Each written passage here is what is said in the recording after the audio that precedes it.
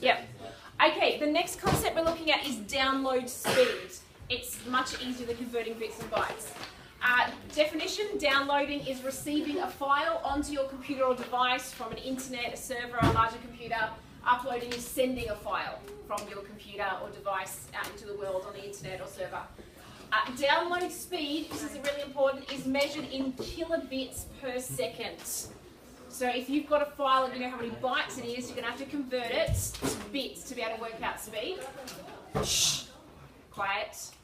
So it's kilobits per second.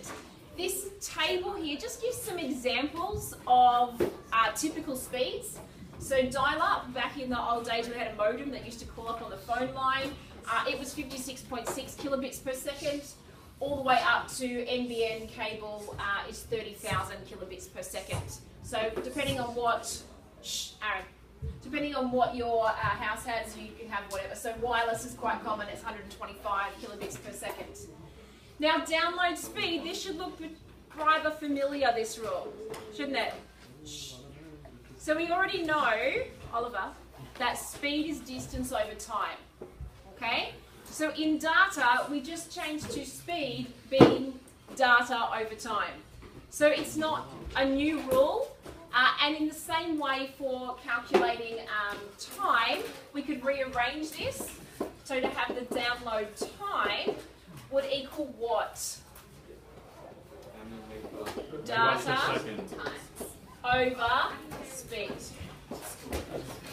Okay, so using these general speed distance time rules is just that we're not referring to distance anymore, we're referring to data. The main thing you've got to be careful of in these questions is making sure that you convert everything to kilobits first before you put them in here. Make sure that your data is in kilobits, not bytes, and that your time is in seconds. Once you've done that, it's just speed, distance, time equation. Does that make sense? All right, we're going to do questions on that tomorrow. You may go.